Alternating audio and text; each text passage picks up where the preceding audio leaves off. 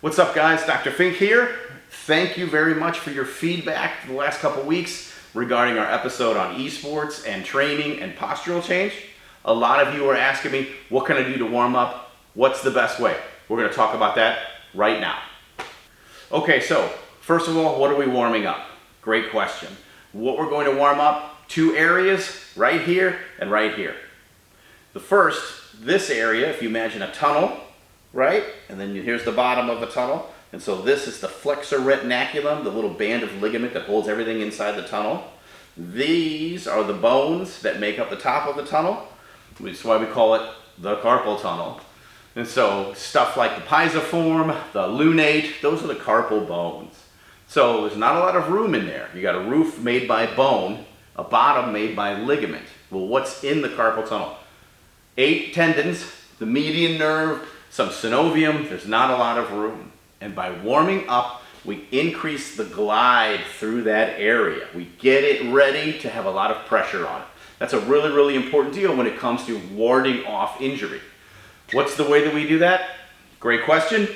Take this to here. Right? You see that? Great. This is nice and even. As we go down, a little bit more pressure on that joint. 15 to 20 seconds, both sides. After you do that, you flip this over and you do it again. If it hurts, move it down. As it gets easier, you move it up. Why do we do that? We do that because we want to get the full range of motion going. We want blood flow, we want some circulation, we want to get that area ready to compete. It's really, really neat because slowly, over time, with slow reproduction, we're going to get increases in this range of motion. You know, if you look at boxers, guys that hit people for a living, a lot of our UFC fighters, those guys don't have a lot of wrist arthritis because their hands are always taped in this non-destructive position. And I want you to think about that yourself while you're out there competing. If your hand is like this, the wrist is here, nice and straight, there's not a lot of destructive positioning going on and not a lot of pressure. So warming our hands up, trying to increase that range of motion has a lot of therapeutic benefit and some long-term consequences for increased range of motion. And that's a big deal, right? So that's why we do those two particular ones. The last one I want you to do is really try to pump some blood flow. So we're going to expand our wrists, expand our fingers as far apart as we can. We're going to hold that for 10 seconds, and then we're going to imagine crushing our enemies, right? Which is something we love to do. We crush our enemies for 10 seconds. Expand, and then crush. Lastly, warm up, find a doorway. Get your elbows in that doorway and lean forward. You can have your elbows higher if it feels better. You can have them even as long as it's within this range of motion. Get those shoulder blades back. Practice those shoulder blades back.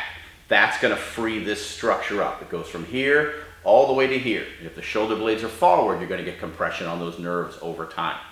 Shoulders back, head up, elbows on something.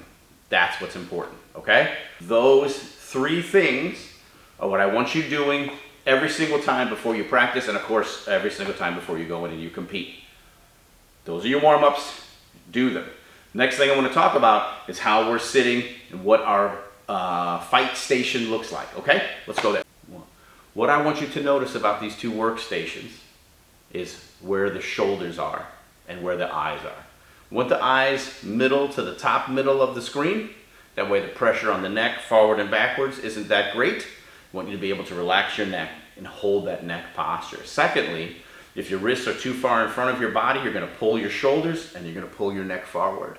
And so we want you to be able to pin those shoulder blades back, right? And have those hands out like this.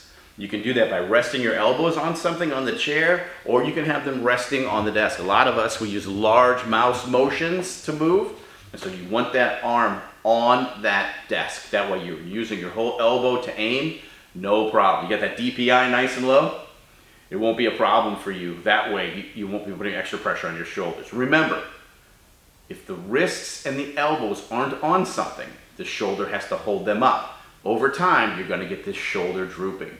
And that's a really big deal, something we want to avoid, right? So get the shoulder blades up and back, get your arm on something. I really, really, really appreciate the feedback. I enjoy doing this for you guys. If you have any other comments, questions, put them in the comments, and I will make sure we get that answered. Otherwise, when I see you in the office, we'll go over this as well, okay? All right, go get them this weekend. Have a great time.